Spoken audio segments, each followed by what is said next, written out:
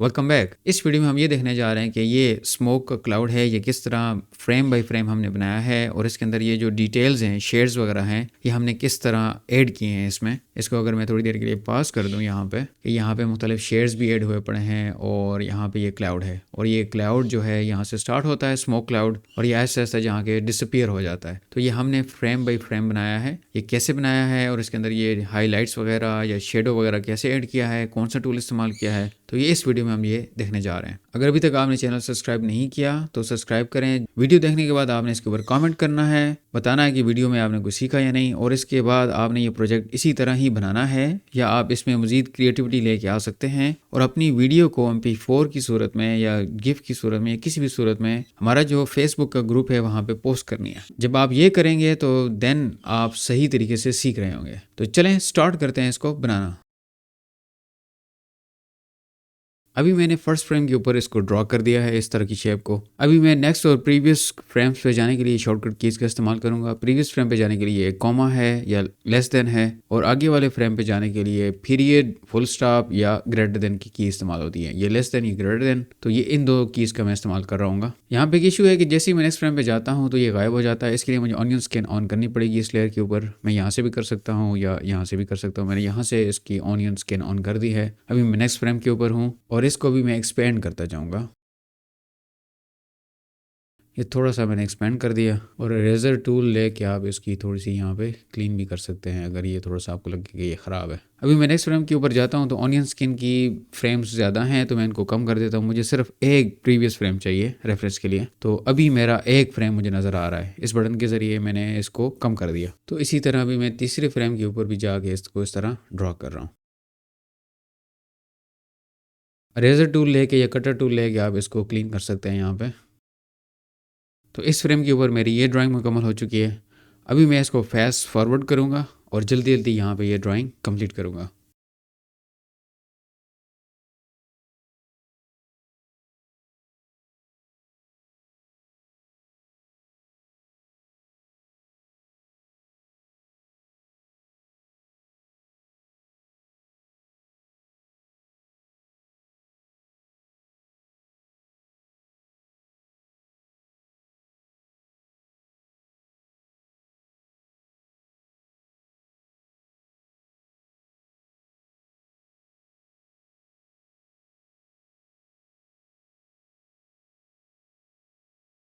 अभी मैंने हर फ्रेम के ऊपर इसको एक्सपेंड करते हुए दिखा दिया है। देखें ये इस तरह यहाँ से मूव करेगा और ये इस तरह आहिस्ता आहिस्ता यहाँ पे एक्सपेंड होकर इस तरह गुम हो जाएगा। अभी मैं इसकी प्लेबैक रेंज सेट करता हूँ जो कि यहाँ तक है। बाय डिफ़ॉल्ट 60 फ्रेम्स होती है। इसको पकड़ के मैं यहाँ पे ले आता हूँ 21 फ्रेम्स तक। तो अभी इसको मैं लूप करके अगर प्ले करूँ तो आपको ये इस तरीके से ये चलता हुआ नजर आएगा कि एक स्मोक है और वो बिल्कुल डिसअपियर हो जाती है आखिर में जाके। तो ये हमने ड्राइंग कंप्लीट कर ली। हर फ्रेम के ऊपर ये आउटलाइंस हैं। अभी इनके अंदर हमने कलर करना है। तो कलर करने के लिए हम एक ही वक्त में सारे फ्रेम्स को कलर करेंगे। तो अभी मैं इसको पास कर देता हूँ और फर्स्ट फ्रेम के ऊपर जाके सिलेक्ट टूल को सिलेक्ट करके यहाँ पे ये ऑप्शन होता है अप्लाई टू ऑल फ्रेम्स। तो जितनी भी मेरी ड्राइंग्स हैं जिस इस एरिया में जो भी मैंने सेलेक्ट किया, इस एरिया में जितनी भी ड्राइंग्स हैं वो सारी की सारी इस वक्त सेलेक्ट हो जाएंगी। ये देखें ये सारी ड्राइंग्स मेरी सेलेक्ट हो चुकी हैं। इनके अंदर मैंने करना है कलर। तो अभी कलर को सिलेक्ट करके कोई भी मैं कलर इसके ऊपर अप्लाई कर सकता हूँ। लेट्स से वाइट कलर, इसको मैं बाद में चेंज भी कर दूंगा। तो वाइट कलर को सिलेक्ट करके मैं इसके गिर एक दायरा सा लगाता हूँ तो इसके अंदर सारा वाइट कलर हो जाएगा। तो सारे फ्रेम्स में ये अप्लाई हो चुका है।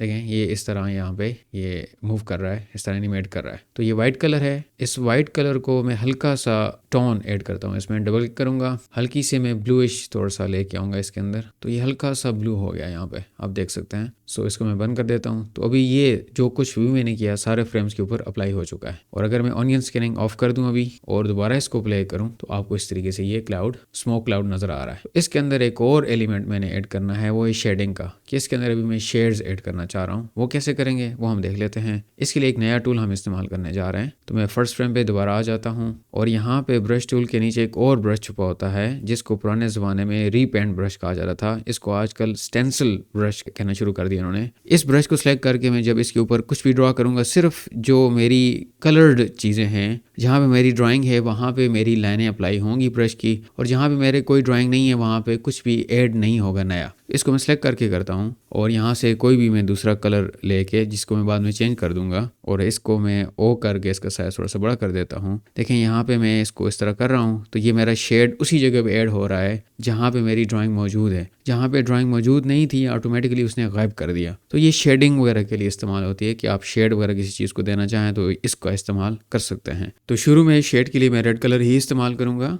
बाद में जाके इसको मैं चेंज कर दूंगा ताकि मुझे बहुत क्लियरली नजर आए कि मेरा कहाँ कहाँ पे शेड हो रहा है। तो मैं कंट्रोल जी कर देता हूँ। अभी मैं जल्दी जल्दी शेडिंग अप्लाई करूंगा हर फ्रेम के ऊपर जाके।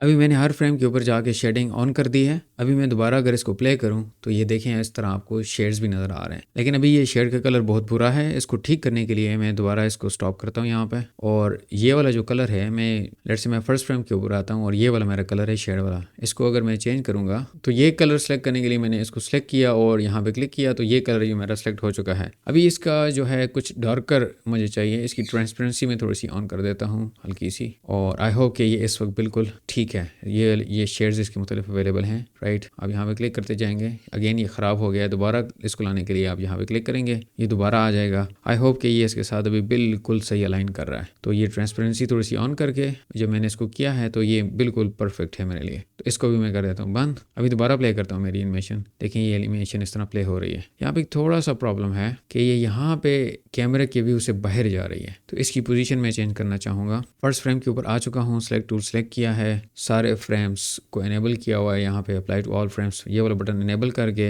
मैंने एक ड्राइंग सारी ड्राइंग्स को सिलेक्ट कर लिया और देखें यहाँ पे थोड़ी सी बाहर जा रही है। इनको पकड़ के मैं ले आता हूँ यहाँ पे दरमियान में। अभी जो कुछ भी होगा मेरा कैमरे व्यू के सेंटर में होगा। ये अगर मैं रेंडर करना चाहूँ भी तो ये कैमरे से बाहर नहीं जाएगा, पहले ये बाहर जा रहा था। तो इस तरीके से हमने इसको एनिमेट कर लिया। अभी इसका बैकग्राउंड ऐड करते हैं, कोई डार्क कलर का बैकग्राउंड ताकि ये हमें बहुत ज़्यादा विजिबल नज़र आए। लेट्स से कुछ ब्लू कलर का हम लेंगे। मैं यहाँ पे क्लिक करता हूँ कलर कार्ड और कलर कार्ड के ऊपर यहाँ पे आकर डबल क्लिक करता हूँ और फिर यहाँ पे क्लिक करता हूँ तो यहाँ पे ये आ जाता है मेरे पास। अभी मैं कलर का एडवांस मोड ऑन कर लेता हूँ। यहाँ पे मुझे कुछ अवेलेबल हैं ये इसी के dark shades. I hope so कि this colour is very perfect. ये इसको बहुत ज़्यादा प्रोमिनेंट बना रहा है। मैं इसको बंद कर देता हूँ, क्लोज कर देता हूँ और कलर कार्ड को मैं नीचे ले आता हूँ। अभी मैं जैसे ही दूसरी लेयर को सिलेक्ट करूँगा तो ये मेरा बैकग्राउंड गायब हो जाएगा। तो ये मेरी एक यहाँ पे ये फाइनल एनिमेशन बन के आ चुकी है। अभी ये मेरा सीन इस तरह हो चुका है। अभी मैं दोबारा अगर प्ले करूँ तो ये एक स्मोक इफेक्ट है जो कि स्मोक क्लाउड है जो कि बाद में डिसअपियर हो जाता है। तो इस वीडियो में हमने ये स्मोक क्लाउड को बनाना और इसको एनिमेट करना और उसके ऊपर शेड्स वगैरह अप्लाई करना सीखा। इस ड्राइंग को बनाते हुए हमने स्टेंसिल ब्रश का यूज़ किया। इस ब्रश का मकसद यही होता है कि आपने अगर कोई ड्राइंग बनाई हुई है उसी के ऊपर दोबारा ड्राइंग करने के लिए या शेडिंग वगैरह ऑन करने के लिए इस्तेमाल होता है, हाईलाइट्स वगैरह के लिए। ये आपका क्लास प्रोजेक्ट भी है। इस एनिमेशन को देखने के बाद आपने ये एनिमेशन बनानी है और फेसबुक में जो ग्रुप है वहाँ पे आपने पोस्ट करनी है। तो इस वीडियो में इतना ही, मिलते हैं नेक्स्ट वीडियो में किसी और टॉपिक के साथ। See you in the next video.